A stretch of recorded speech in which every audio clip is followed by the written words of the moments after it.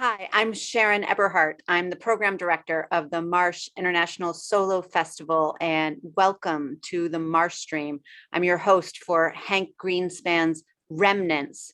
The Marsh Stream was started by the Marsh Theater, which in San Francisco, when COVID shut all theaters down, and we've continued it because of the way that we can virtually connect with performers and audiences in different places. Tonight we're hosting Hank, who's on the other side of the United States, and we also have performers in the festival who are in India and Zooming from France and Australia. So if you'd like to see more shows, you can get the full schedule on at themarsh.org and get a pass for the shows tomorrow on Sunday. And you can also get an all access festival pass, which will let you see recordings of all the shows streaming in the festival. They'll be up April 1st through April 30th. Because tickets were by donation, we will have a tip jar in the chat after the show. So if you'd like to make a donation to the performer and the theater, you can do that through the link of the tip jar. Donations will be split half and half between the theater and the performer. There'll be a short question and answer session after the performance. So we do please invite you to stay, and you'll be able to type questions into the chat or unmute and ask questions directly to Hank. So thank you for joining us, and I'd like you to welcome Hank Greenspan.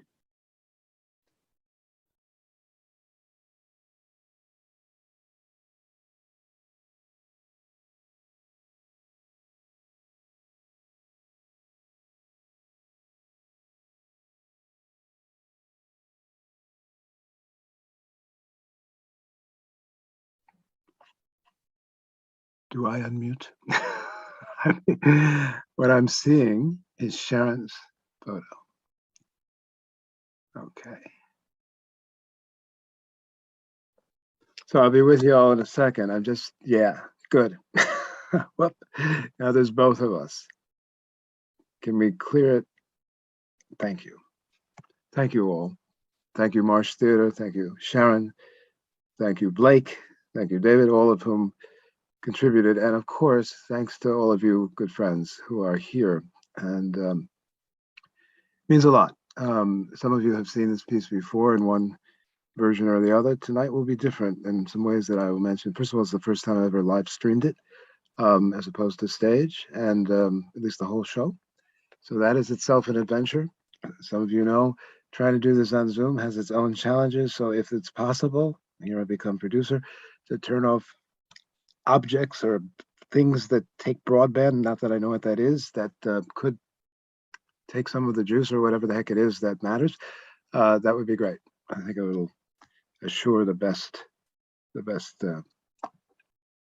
communication.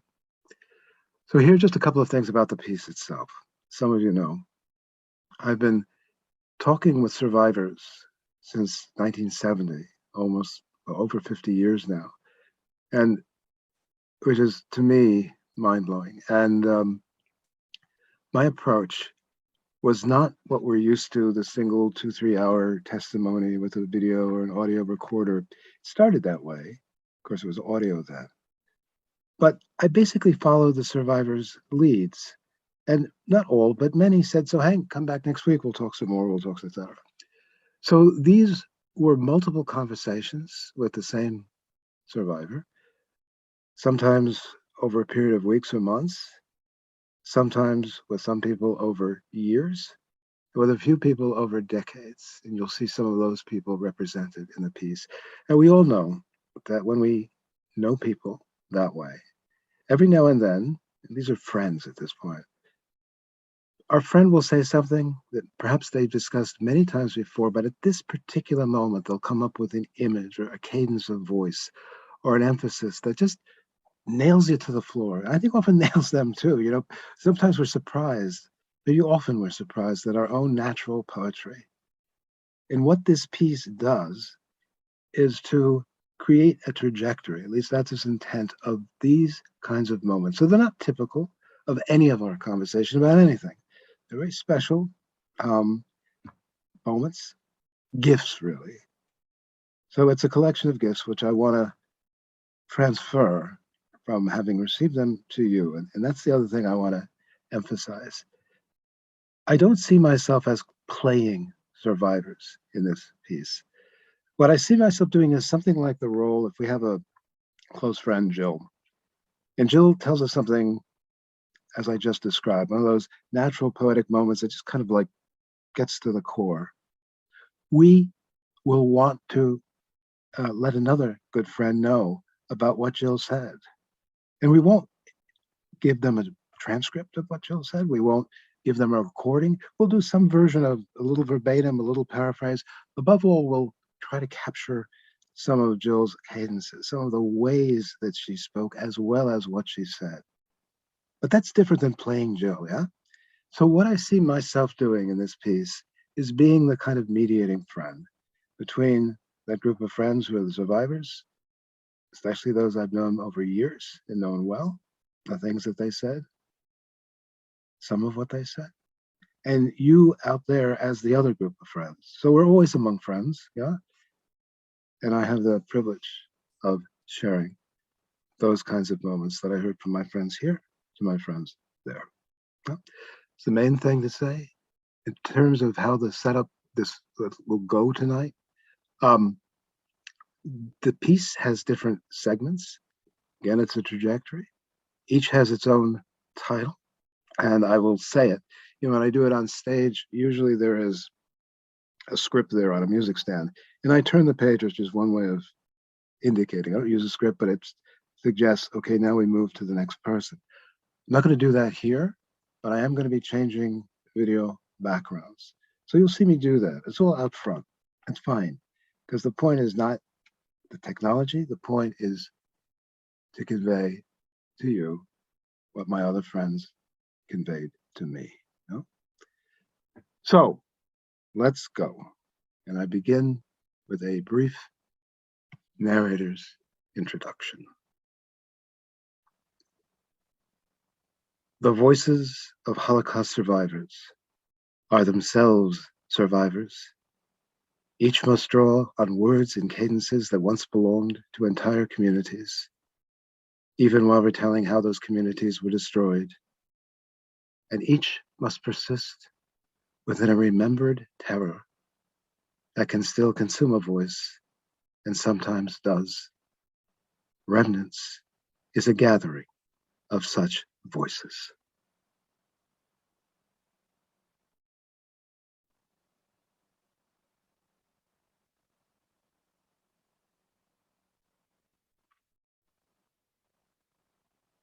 Voice, a woman. During the war, I lost my voice. I literally lost my voice. I was a little kid at that time, little pisher, like we say in Yiddish. I was 8 years old, and at that time I lost my voice. This was in 1943, in the ghetto. It was after one of those actions, you know, when the SS come in and they kill a lot of people, and they round up the others and they take them to the train. The train takes them away. After one of those actions, I lost my voice. I don't know why, but for 2 years, I did not speak a single word. After the war, my voice came back. Not right away, but very slowly.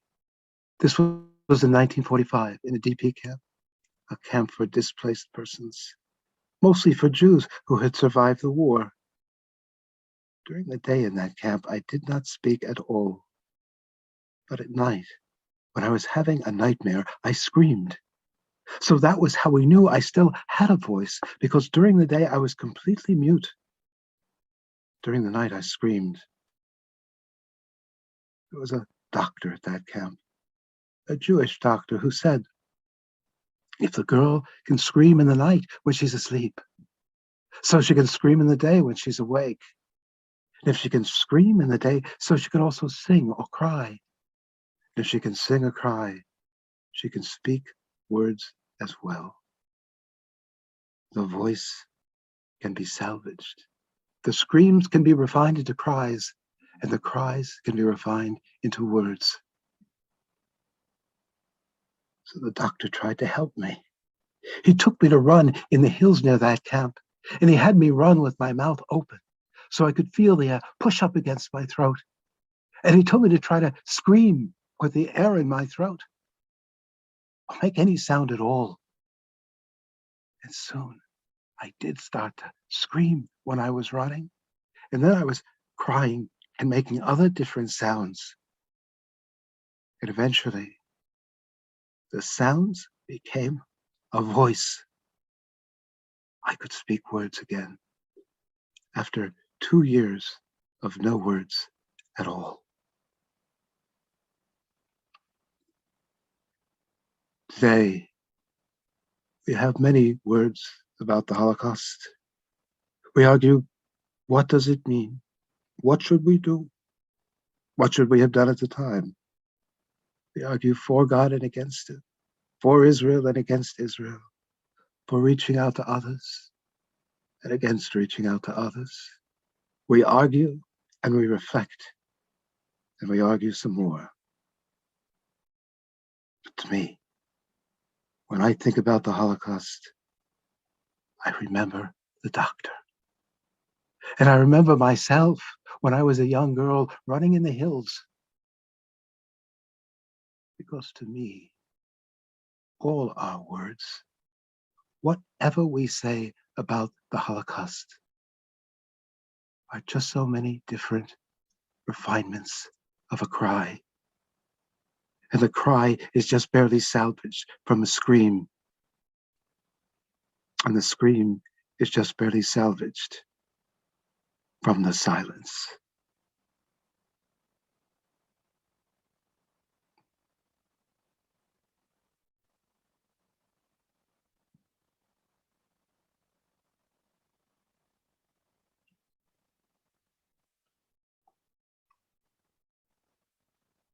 Mars, a man.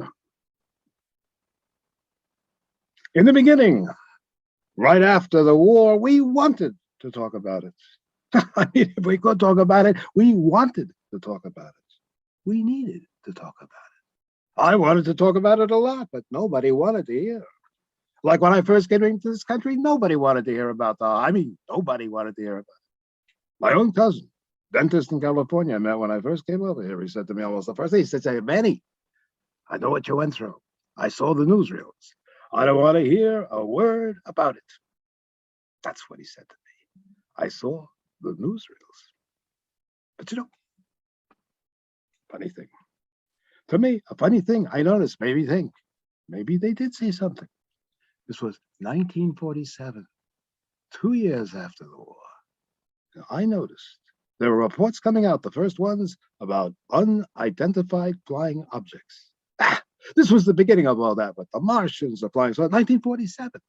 Suddenly, 1947, all these unidentified flying objects were showing up. And just like they say today, some people were saying they saw the people from inside the spaceship. Just like they said that, they said they saw the people who were coming from Mars. And the people they saw had big bald heads, and they had skinny arms and skinny legs, and large eyes. Always the large eyes and those big heads and those skinny little bodies.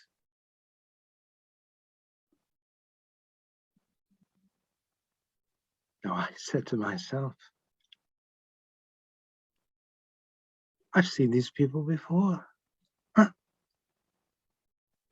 I've seen these people before. I've seen those thin, tiny, skinny bodies. I've seen those bald heads bobbing up and down. I've seen those large eyes that were everywhere, staring. Eyes seeing everything, seeing nothing.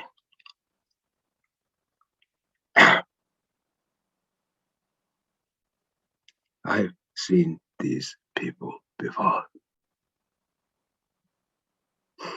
And my cousin, the dentist in California, he had also seen these people before. He saw them in the newsreels. I saw them on Mars.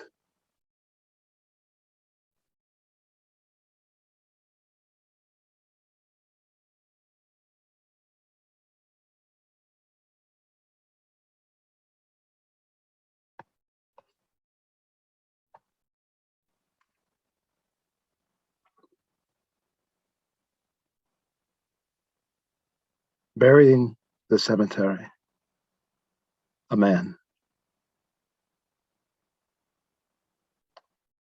How do you destroy an entire people? Think about it. It's not an easy thing to do. It is not only killing millions of individuals, though it is certainly that. And it is not only degrading their culture, their way of life, though it is certainly also that. But to destroy a people, you also have to wipe out every trace, the slightest possible trace of their existence. You have to destroy all the evidence, not only that they ever lived, but also that they ever died. Late in the war, one of the camps I was in, our job was to dig up the corpses of those whom the Germans had killed earlier. This happened in many of the places where they didn't have crematoria. There were mass graves, huge burial trenches all over Poland and Russia and the Baltics. The people had been shot or gassed or just buried alive. They didn't want to waste bullets. Little children especially were often buried alive. So our job was to dig up the corpses, and the German and Ukrainian guards screamed and beat us while we piled the bodies on huge pyres. And then they poured gasoline on the bodies and set them on fire. In this camp, even burning the bodies was not the end.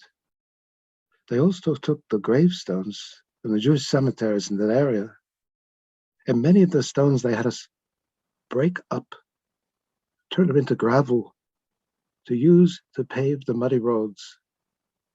And some were brought in to be stone platforms, like workbenches, when we were burning the bodies.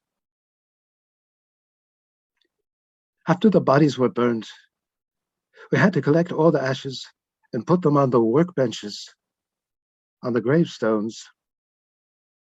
And if there were any large pieces of bone, or even little pieces, SS made us grind them up.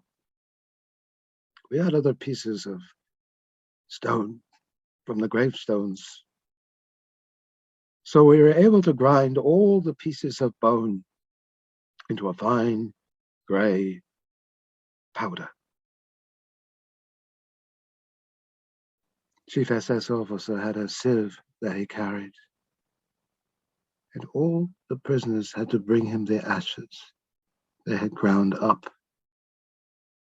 All the remains of the people had to be able to pass through the sieve.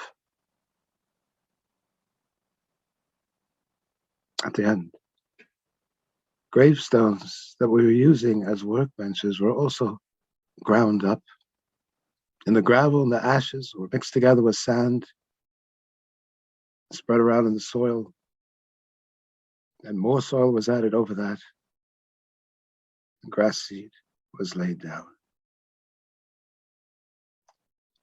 After a few weeks, grass started coming up. It looked just like any other meadow. There was no sign that anything unusual had ever happened there. And that's how the Germans murdered the murder of my people, and how we buried the cemetery.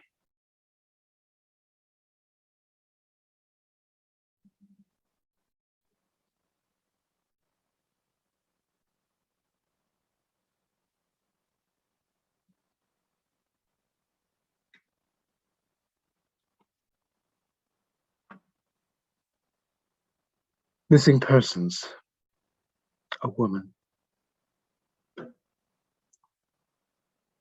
Some of the stories we tell, some of the things that happened, even I myself find hard to believe. Like, I have a very good friend. She was in Berlin, just outside Berlin during the war. She was never sent to Auschwitz or any of the other camps. She was just living there on false papers with a false name, false identification. So nobody in Berlin knew her. And they didn't know she was Jewish. To them, she was just a German girl working in a clothing factory, making uniforms outside Berlin. In Czechoslovakia, she had friends, non-Jewish friends who were helping her parents. So she was able to find out what was going on.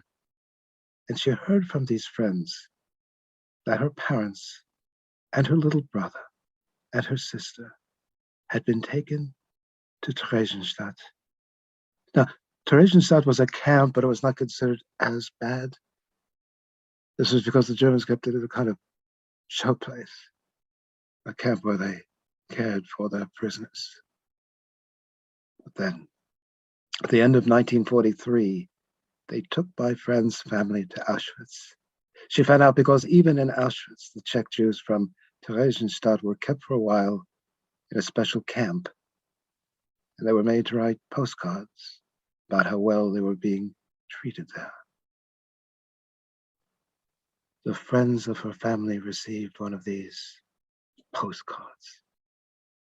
They did not believe what was written. They knew it was a trick, and so did my friend.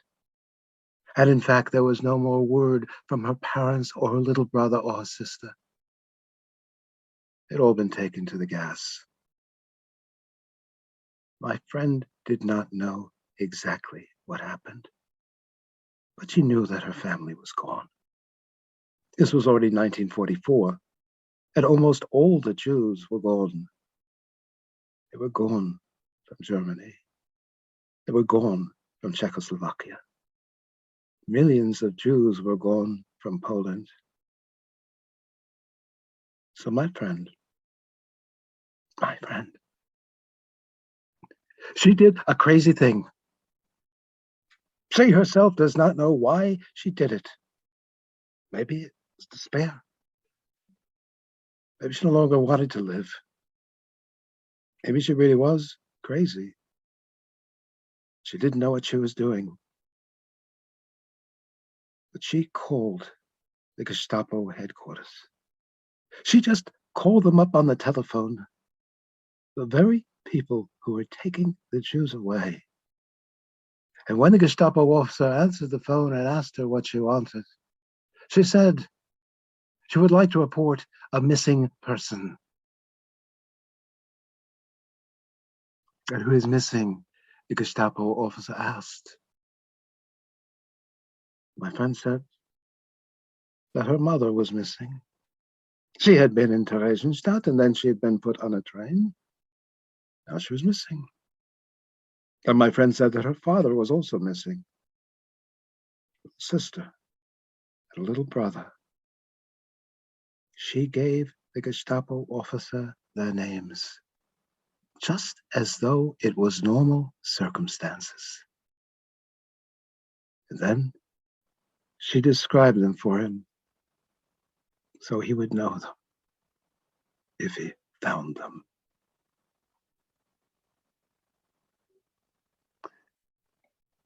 My mother has long, flowing, beautiful red hair, freckles. My father is a strong, handsome man. He's tall. He used to play a lot of soccer. My little brother is 8 years old. He has red hair and freckles like my mother. And my little sister is 6. She is dark and strong like my father.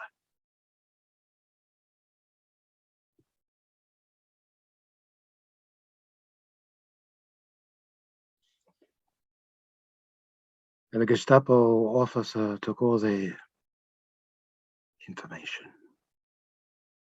And apparently, He was very polite. He promised to call her back if he heard anything about the whereabouts of her family. And how can I get in touch with you? He asked.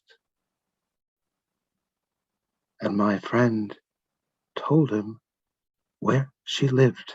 She told him the truth. And she told him where she worked and what she looked like. She told him more than they would ever need if they wanted to find her. But they never did find her. Never called, never came. She never heard anything from them. Maybe they assumed she was crazy.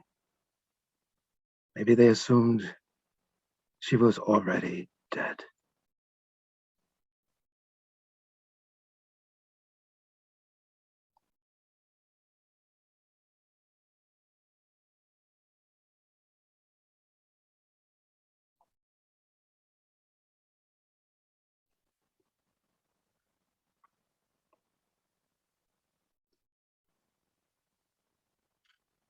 Dolls, a woman.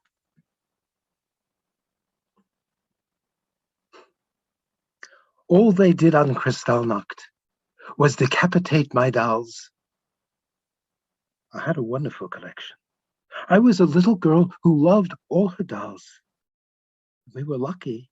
Somebody warned us they were coming. When we returned to the apartment, the dolls were sitting together, leaning against each other on our dining table, and their heads were all cut off. My husband and I went back to my hometown in November '88, and we had a wonderful time. Truly, truly, it was totally gemütlich. The people couldn't have been nicer. They were glad to see us. This was for the 50th anniversary of the Kristallnacht. They invited all the Jews from my hometown who had survived. And they had an exhibit called All the Jewish People Around the World, with a big chart that looks just like my son's in our basement. His is called Sea Mammals of the World. All the seals and whales and porpoises and the places where they live. And my hometown had all the Jewish people around the world. And dolls, too. They were selling dolls, too. Jewish people around the world dolls, just like the American Indian dolls we have in this country, in America, all dressed up in native clothes.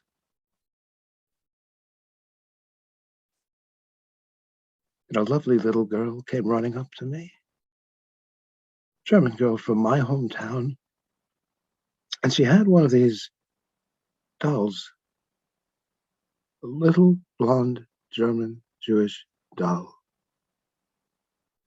And she put it in my hands. And she said, "This is Elsie, and she's Jewish, and I love her." She put it right in my hands to show me Elsie, how much she loved her.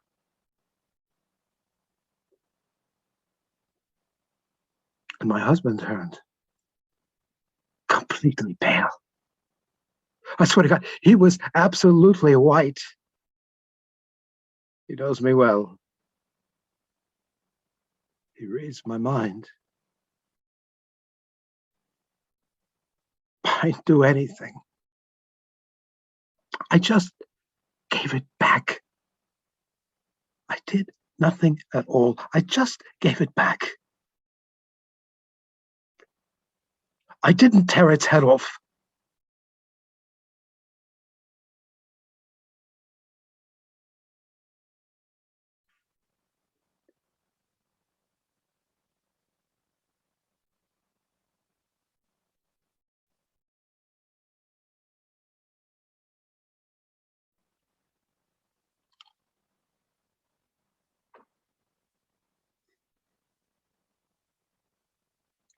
How to survive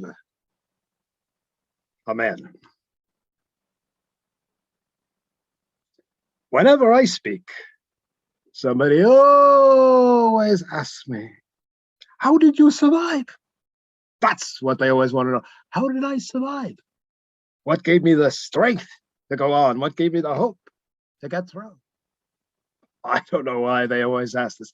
Maybe because today everybody wants to be some kind of survivor.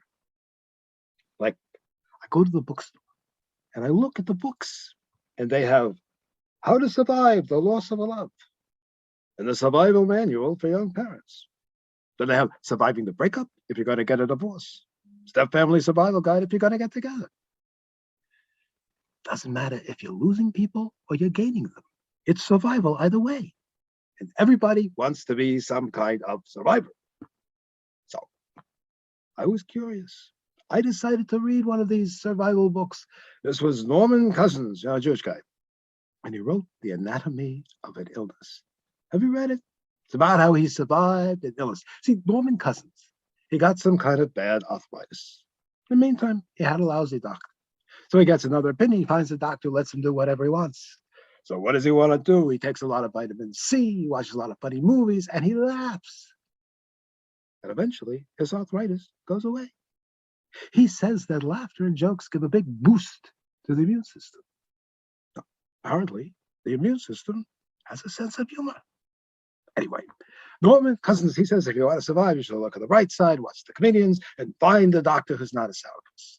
That's how Norman Cousins survived. I'll tell you though, for me, it was different. What helped me survive, they don't write it in a book. It's not any of the books that I looked at. And I don't think they're going to put it in Reader's Digest either. Because I don't think people really want to read this. Because see, what helped me survive was not jokes and funny movies and looking at the bright side. No, not at all. What helped me survive was hatred. Pure, undiluted hatred. And the wish for revenge. So when I was in the camp, and I looked at the SS man with the machine gun in a tower, I said to myself, one day I'm going to be up in that tower. One day I'm going to have that machine gun. See, this is the power of hatred. The power to stay alive. To stay alive because I looked at that SS son of a bitch. And I said to myself, I'm going to survive you. I'm going to survive you. You will be torn to pieces. I will go on.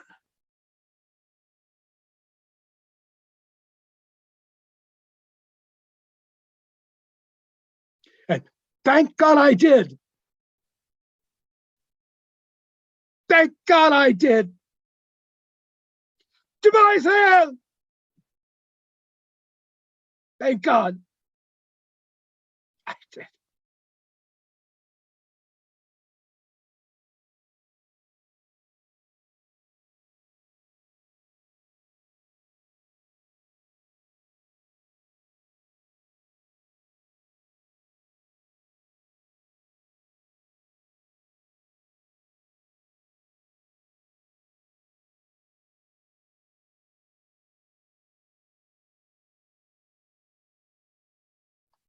The vanity, a woman, and very close friend.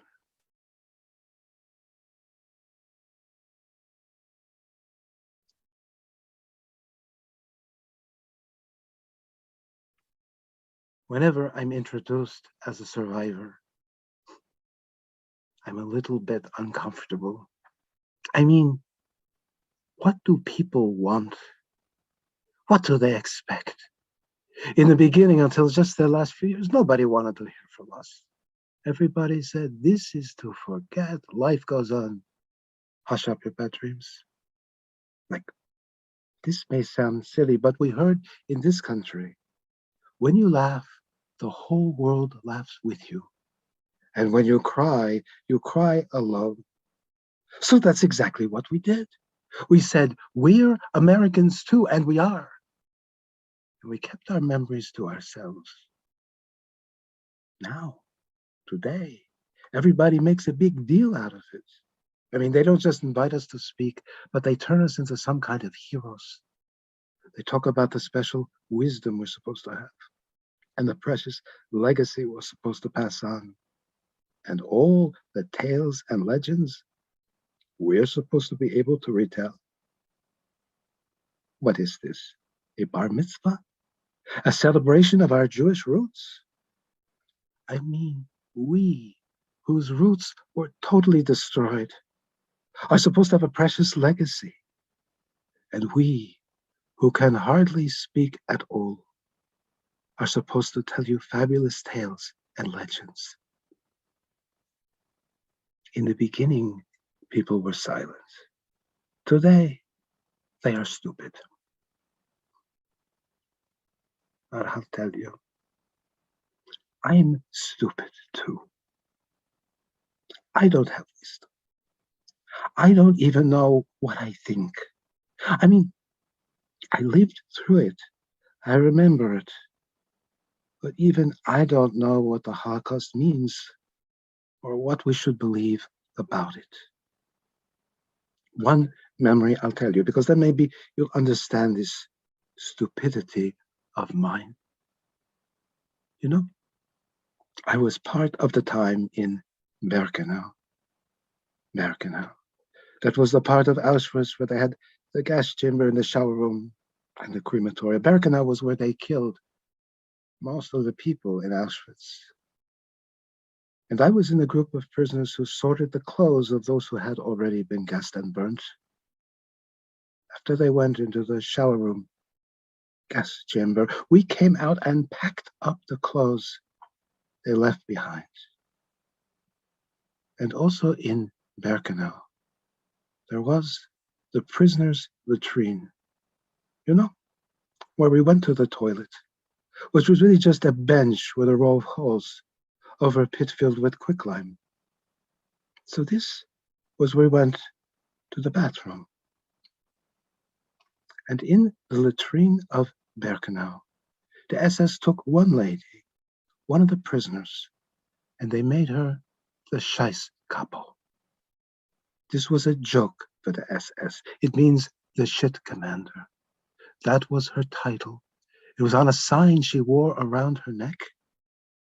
And her job was to watch the toilet and be like a kind of attendant. She had to keep it neat and clean. One day I noticed this lady, Scheißkapo, had managed to find a few boxes. Somehow she got a couple of old crates made of wood, and she put them together with the little one in front so she could sit on it. And she also had a little mirror that she probably found in the clothes from one of the prisoners who'd been killed. So with the boxes and the mirror, she made like a little bureau. She put the mirror over the big box and she sat on the little box and made like a little vanity in the corner of the latrine. A little vanity in the corner of the ladies' room. Whenever people ask me, what does the Holocaust mean? Or I ask myself, what does it mean? I think about this memory. It's not easy to do. Try to keep the picture, all the elements of the picture, together in your mind at one time. A vanity in the latrine in Auschwitz-Birkenau. Now you tell me because I don't know myself. Does it inspire your hope or your revulsion that the attendant in the toilets of hell made a place to put on her makeup?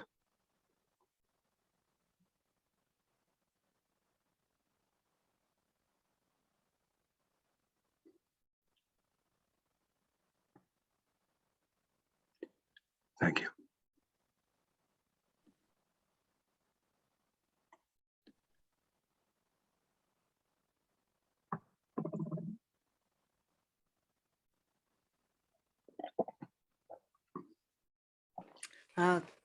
Thank you, Hank, for that.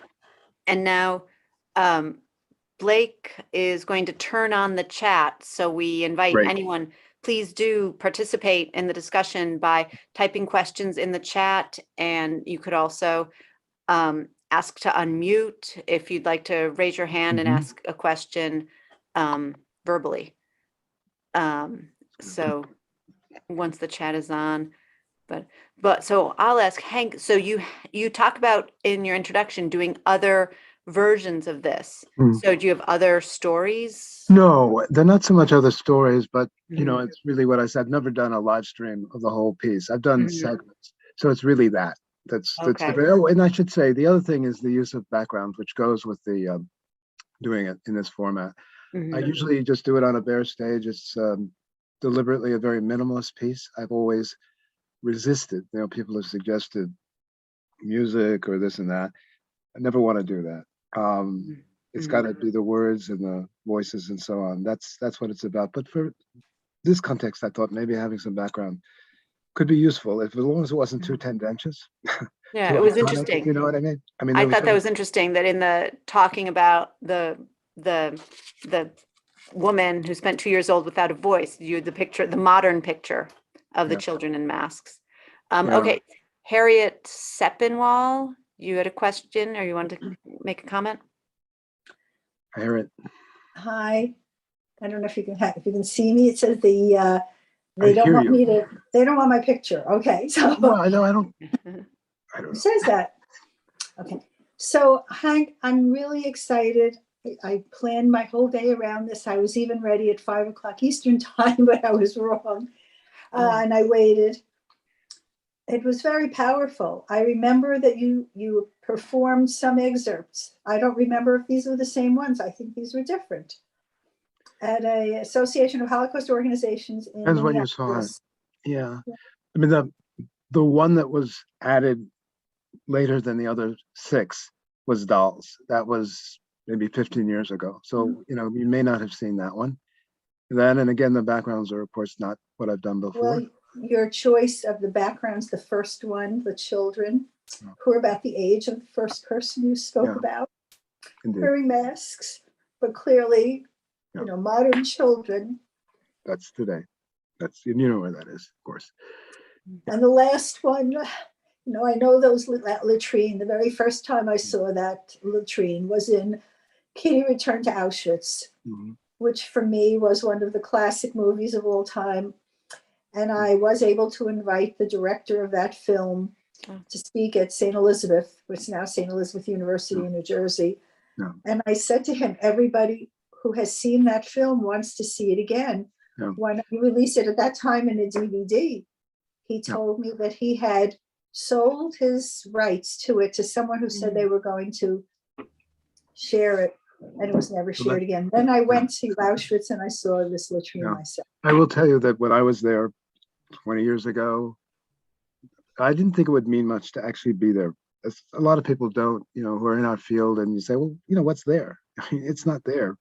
Remains are there, right? But when I was in that one of more than one latrine, and I did to the latrine, I recited Vanity, which some of you know comes from my beloved friend, Aggie Ruin, who was the one survivor, I guess, you know, one of the closest people in my life, friend, teacher, co-author, everything. And, you know, so that was a performance to the latrine and to an audience of imagination. Did you say you performed? The last thing is, did you say you performed it live before COVID? Oh yeah, I've been doing this for 30 years. So yeah, I hope I was, yes. Yeah. No, I've been doing it for 30 years. Since 97 as a solo show. Originally it was 6 actors doing 6 separate monologues, men and women, with 3 and 3. And that worked well. And that's what we did on the radio, and it was only, I won't go bore you with the story, but yeah, eventually I decided, it could be interesting to try to do it as a 1-person thing. And because as I said, I need to say to myself, I'm not playing survivors, although I understand it kind of looks that way, but I'm trying to mediate. So it's okay. Maybe I get myself off the hook by that because I'm not much into playing survivors, at least in a context like this. So, Thank you very much. I was very moved by this. thank you. Okay, and then Pascal Boss. Another good friend. Okay, you're unmuted, so you should be able to ask something. Hi, Hank. Hey, Pascal. That was really terrific, very moving. Yeah, lots of thoughts about that. But one that just occurred to me, and I feel stupid that it just occurred to me. Growing up in Holland, obviously you also have this transition from nobody wanted to hear about it, and then over time, some interest develops. Mm-hmm. It occurred to me that I really don't think for the few surviving relatives in my family that there was ever this reverence of the same sort of attitude of there's this wisdom, there's this specialness about you, and let's put you, in front of the classroom, unless of course you're, a former classmate of Anne Frank's, right? Right. All of a sudden it occurs to me, I wonder how much this really also is an American phenomenon, which has to do with, redemption, triumphalism, all that, and distance that Americans have to this event vis-a-vis, for example, the Dutch non-Jewish population. Yeah, no, I think that's probably right. In the penultimate monologue, one of my favorites also, everybody wants to be a survivor. I think that's a particularly American thing. And you could actually, I've written about this, not in a dramatic context, but, you can date it to the late 70s, and it has to do with all kinds of domestic tourists, in my view, that has nothing to do with World War II. And Holocaust survivors became the kind of ultimate survivors. But, I use always the example, there was a New Yorker cartoon in 79, 2 guys stranded on a desert island, marooned, they're looking out on the open ocean, 1 palm tree between them, and the caption is one guy is saying to the other guy, you know what we are? We are real survivors. When it comes to survivors, look at those guys. They're real survivors, right? So being a survivor, if the New Yorker ran it, they obviously assumed that the readers will get it. It had acquired a certain cachet in the US. And now, as you know, there are whole television programs and whole channels. Survivor, survivor, survivor, survivor, on and on and on. So I think we are indeed a culture obsessed with survivors and survival. I don't, in that broad sense, think it's good for, Christopher Lasch and others have written, I don't want to go on, but, to be a survivor as an end in itself is not, William James said this a zillion years ago, but, it's kind of like when you give up a lot of changing things. If you just want to ride them out, then it's kind of like an apolitical. That's obviously very general to say it that way. But it's sort of like rather than changing circumstances and organizing and so on to do that, you just try to survive. It's not much of a virtue, is it, in itself? So, no. Thank you. Okay.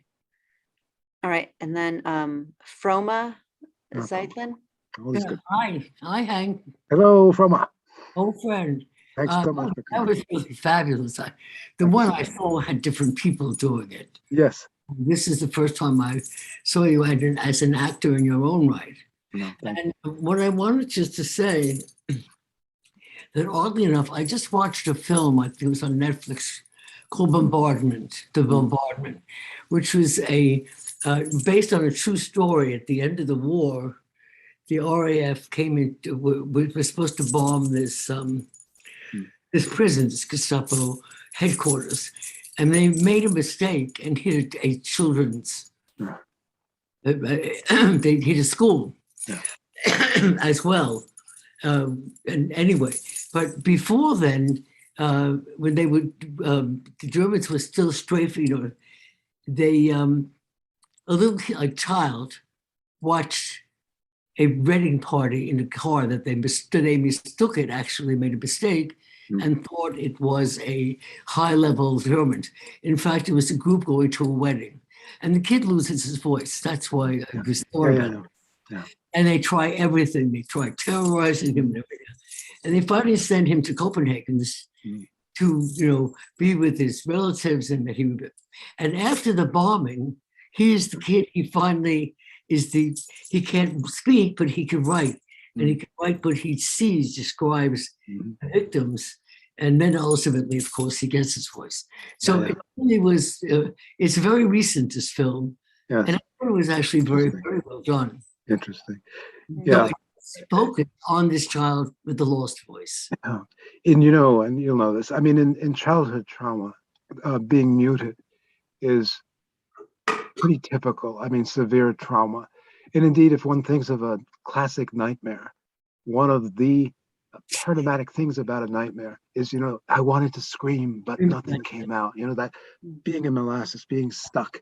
I think, and you'll know this, and some of our colleagues here, Charlotte Delbo talks about how when she's able to scream, that's what wakes her up from her post-war nightmare. It's just, thank God I screamed, she says, because otherwise she was dying in that nightmare that she describes. So getting voice back in that sense, well, yes. As described, film, I thought it was very interesting, and it was really the RAF that made the mistake, right? Both on the wedding party and on the school. Well, I thought it was brilliant what this, as exactly as described in the monologue, is what was told to me by a survivor who, the woman who lost her voice as a kid, and there's just brilliant therapy. Run in the hills, feel that air, scream, anything to get it back. So of course that becomes a metaphor too, but that's what happened. That part's almost verbatim. Anyway, I loved your choice. They're very different ones, not the usual kind of survivor thing. Well, thank you. You will know too, and many of us here, this is very deliberate. This history, inevitably, there are so many icons and so many been there, know that, heard that imagery. And all of that's in here, space aliens and Norman Cousins, I mean, that's, people really did say those things. But I also deliberately avoid imagery. I mean, there is a train, but there aren't burning stars and barbed wire and things. I think it's a huge fence to get over. The been there, know that fence. And it's actually getting taller. Doesn't mean people actually know things, but the assumption that they do, or their own. Because, in one way it makes sense, right? It was horrible. What else is there to say? It's horrific. Okay, next. But to get inside and underneath that fence is a very deliberate goal of mine. And so, when we go to space aliens, my hope is that, what? Space aliens? What does that have to do? So they go with the space aliens, or the angry guy that everyone calls, the comedic shtick. When on stage, if I can hear people, when people are laughing, everyone wants to be a survivor. Apparently the immune system, yada, yada. I know I kind of got them because it's as though they forgot what this piece is about at that point. They're laughing at the shtick, which means that when it goes dark, as all of these end up doing, and as I usually do, they're kind of set up for that. The title "Remnants" is very suggestive. Because it's like what's left over, little pieces, and their individual experiences, and people forget that. That's why it seems to me that rather than just having these huge numbers, is that movement, everyone has a name, and the custom, in fact, of reading names, for Yom HaShoah. Anyway, I don't want to monopolize you. No, but this is great. I would just say, I mean, that's why it's all caps, which I know it's not normal to do that for the title of a play, but I want each letter to be kind of what I say at the beginning, a remnant, and to stand for, kind of separate monuments, separate pieces, separate people. Great. So should we get, let's see, then another, Renata Kessler? Yeah. You're on. Yes. And Hello. Hi, Hank. I know Hank. We were in the same drama workshop together, and it was like really interesting to meet someone who has similar interests to my own, because I'm a child of survivors, and I wrote a book about my father's experiences. And when I first saw the background with the masked children, like what the masks has always said to me is shut up and don't say anything. And it's very much about losing your voice. Yeah. And that's kind of the way the Holocaust Jews were received in the United States. It's like people didn't want to hear anything because it was so terrifying, and they didn't want to identify with that experience. And people said to me, oh, forget about it. You're in America now. You know, leave that dark past behind you. This is 1950s. It's not something you can get over by watching funny movies like Norman Cousins did. A lot of people here will know, that there's this sort of ongoing debate of how much silence was there, what form did it take, and it's not simple. I would say I'm very hard on listeners in this piece, maybe too hard, maybe unfairly so at times. The piece is half about listeners, it's half about us, meaning not survivors in response. That's what I was interested in. That's what people talked about. Anyway, yeah, I mean, in one way, I'm simple. I mean, I have friends, we probably all do, who say, I no way I would go see a movie. I would not see Schindler's List. I would not see whatever film about this history. I respect that. In fact, I think that's kind of the right reaction in many ways, up to a point anyway. And if it becomes easy, it goes, oh, let's read the latest Holocaust thing and let's go to the latest film. That would scare me if it's too easy. That's of greater concern.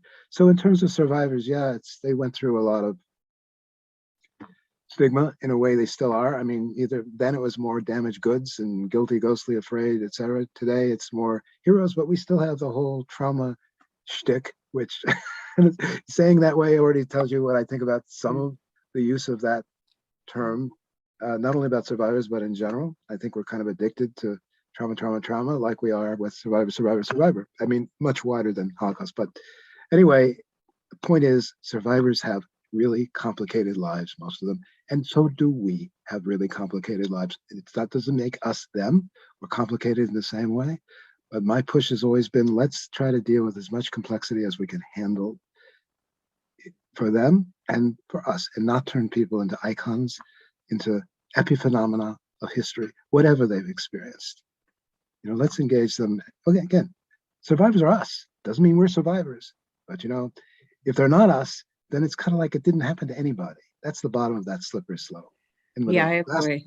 Vastly greater number who didn't survive, then we're in deep trouble if they're like those Holocaust people and not us, right? Then we're really in trouble. So. In terms of the survivors, someone, Eva Fogelman wrote in the chat, did the survivors you portrayed hear your presentation? And if so, how have they reacted? It's good. So many nice colleagues are here. Yeah, Eva. The ones who said anything were always very positive. I mean, that's the bottom line. And that's who I look. If there's an audience with survivors, both the ones portrayed as well as other survivors over the years. I haven't gotten a negative response, but maybe they hadn't said it. There's one out there. They've always appreciated it. I mean, or beyond appreciated. And everybody reacts their own way. One very quick thing, because people ask, is this verbatim? And it is and isn't verbatim, as I think I suggested. But one of the woman who lost her voice was asked early on by a reporter, local reporter here. So what you said, is this exactly what you said to Hank, what's portrayed in the piece? And Roma is her name. She said, it's not exactly what I said, but it's exactly what I meant. So as a fellow psychologist, maybe that's okay. Maybe that's okay, close enough. And yeah, then it leads to the whole thing of, is verbatim necessarily the clearest, most compelling ways? Can we sometimes tell other stories better? And I know that you get in tricky ground here. Can you enhance in a useful way to them when you reconstrue in some ways what they have to retell in ways that they appreciate? And that's the bottom line. They've got to appreciate it. So kind of along that line, Karen Frostig wrote, you communicate a full relationship with each voice and each survivor. So how does each performance change over time? For me, oh God, because it does, I guess is the answer. And we all, I mean, people who perform, I mean, the actual content that you saw, the folks, that doesn't change. The script doesn't change. But if it's any good, I will say, and here again, it's different with Zoom because I don't really know, but then again, I can imagine. So you create your ideal listeners and audience. But if it's any good, I try to, it's just in response to that night, that group, the size of the room, the ambience that I'm feeling, and all of that. If it's good, if it's not, it becomes rote. It becomes automatic pilot. That can happen, of course, and then it doesn't change. And so it's good if it changes, but not, in gross ways, but in subtle ways. I used to go through ahead of a performance and say, so why would each of these folks want to be here in that place at that time for that evening? What's their goal particularly? That helped me a little bit, honestly, but mostly it was just, I don't know, instinct in the situation. That's an answer. Okay. And let's see, Ann Weiss had a question. Well, it's more a tribute. I'm so grateful. I'm so grateful that I was lucky enough to be with you tonight, to witness the way you have witnessed these survivors. This was utterly stunning. I guess if I have to ask a question, my question is, how can we see this again and how can we share it with other people? A friend was coming tonight, but because of Shabbat, she missed the entire thing. I'm just wondering, are there other ways to see your remarkable performance? And I noticed this was recorded.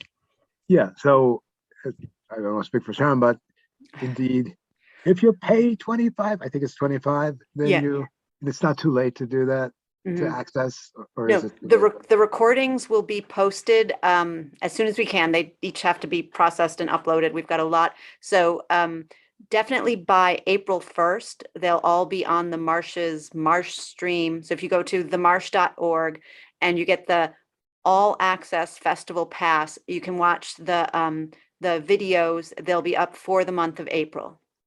So if you want to refer anyone to see it. And yes. Thank you so much. And Hank, many of us, as you said, a lot of your colleagues are here and many of your admirers, of which I'm one. We've interviewed hundreds of survivors ourselves. So we know how much depth and how much it takes to listen the way you listen and then to share the way you share. Yasher koach. Thank you. Thank you. This is not hokey. I mean, obviously I appreciate what you're saying. I mean, to me, it was this incredible privilege, and it sounds hokey, but I happened to come along when those people were ready to talk with someone like me. I mean, good old Eric Erickson used to talk about the way, like your own life may or may not fit with a sort of historical something, and if it kind of works, there was an incredibly good fortune. I guess I had to recognize and adopt each other as we did. But, could have gone, of course, it was just I have to add, it was good fortune for them too, that you were their listener. We became, as I said, close. Most, I know. It's all different, as you know. Yeah. Okay. And let's see, Jenna had a question. One of my favorite peeps. Oh, okay. Hank. Jenna is my daughter Oh, by adoption, not okay. formally speaking. but I she love is. him. I love Hank. So Hank, Yes. I've known you for about 5 years, and you've been doing this. I know it feels like a lot longer. Mm. And you've been doing this before I even met you. Mm. And I don't think I ever asked you, but how has this work changed you? Because I never knew you before Remnants. And what has it done? God, well, he gives me a chance to do what I'm doing right tonight. That's a stupid answer. You know, again, I don't separate this piece, and I think you do know, from what I was been saying in response to other things. It's just this shtick that comes from where it comes from. And it's not only Holocaust survivors. You know, and others here know that one of the little signature quotes in my emails from William James. I don't know. Let me put on my picture, because before they don't let anybody put on the. Someone's. No. Anyway. Someone else mute. Yeah, so was it. But what agonized James, and in my own way, is what he called our brutal ignorance of each other, and viewing people in terms of their circumstance, whether it's Holocaust survivors, cancer patients, blind people, people with other obvious disabilities, and for years, if not still for many, gay people, people of, turning people into icon, the categories, is what, as you know, makes me crazy. And I can say that has roots in my own family, yada yada. It has roots wherever it has roots. So, this has been the opportunity, part of the opportunity. So I guess it's changed me in the sense that, every time I get to nudge on that, but people who probably totally agree anyway, but it's still at least a reminder. Beyond that, it's a privilege. I just hope I can keep doing it. I mean, as long as I can, or, and I want to say for others that, Jenna was a student of mine. Jenna knows the speech. Jenna could do this piece standing on her head and backward and whistling in the dark and dribbling a basketball. She, with me, worked on putting together, which is still kind of in process, of a video of the piece, which is different in field than this is. But, when you put together a video, even though it was actually from one take, we obsess. How many milliseconds should be between this one and that one? And so, Jenna, when the credits come up, Jenna is listed as my right arm. There's camera, this, blah, blah, blah, right arm, Jenna, and Jenna has been my right arm, as well as adopted daughter. So I got to meet you. That's how it changed me, and really work with you. That's cool. I got a daughter out of this deal. How about that? Someone wrote in the chat, let's see, Zabby wrote, and she is a friend who is a daughter of a man who spent a couple of years in Auschwitz, who strenuously objects to the term survivor, which she thinks implies a sort of passive suffering, and she prefers fighter. Yeah, this is not only in the context of Holocaust survivors, but the whole survivor thing. In the context of cancer, there's also survivor versus thriver versus fighter versus, what I say is whatever you like. These are cultural things, as we were saying earlier. If one takes survivor to mean, which is hard in a cultural context, just to mean the literal thing, you're still here and most people aren't. That's what surviving means, right? That's all it means, if you're being literal about it, which I wish we were more literal about it. But of course, it's collected all kinds of additional connotations and imagery, and there's no stripping that away. I'm not sure that changing the term, and I think a lot of people, including many here, I think if all the survivors suddenly said, I'm a fighter, they'd say, come on. And also many of you who are here know that in certain cultural contexts, in Israel most obviously, in the first years after the war, those survivors who were mostly celebrated were the ones who were literally fighters, whether in partisans in the forests, armed resistance, or in ghettos, for obvious reasons in terms of Israeli national identity, people who fought back. Whereas the people who were the great majority who had no such option, no access to weapons, no place to go, starving to death, etc., they were not greeted so warmly. So, I mean, some of the terms were worse than survivor, if that's even a bad term. They were, anyway, some of you know what these are. So,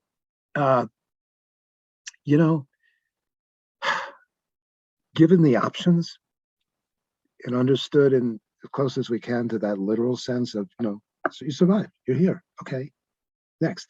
My beloved Agi, who I have mentioned a few times, said, this is relevant to a few things she once said, I am not a quote unquote capital S Holocaust survivor. Okay, I survived, but I'm not the survivor. I'm not a category. I'm not a thing. We have enough experience being categories, right? So this is in tune, but she wasn't suggesting a different name other than her own. I'm Agi, right? I'm not the survivor. And so I think that's what people can struggle with, as I said. So changing the big term is still a category thing. Okay, we've got about another minute before we have to go. And so, yeah, I'll say again, if people want to refer others to see the recording, which should be up in a few days, go to the Marsh's website. It's www.themarsh.org and find the Marsh Stream International Solo Festival. The videos will be up through the month of April. And let's see, I'll just, a nice quote, stay well and continue to share. And thank you, Hank. Thank you all so much, Marsh and everyone. A lot of my good buds are out there. Thank you. I'm trying to save the chat here. Jenna, how do I do this? I think is it the Blake can try to help you. Blake, our tech, who's been great through all the festival, can help you save the chat. It's usually easy, but of course, you can read all the nice, I would like to. I'm not sure we can. I'll try to look right now before we lose the call. Right. Good. All right. Thank you. Thank you. Thank you.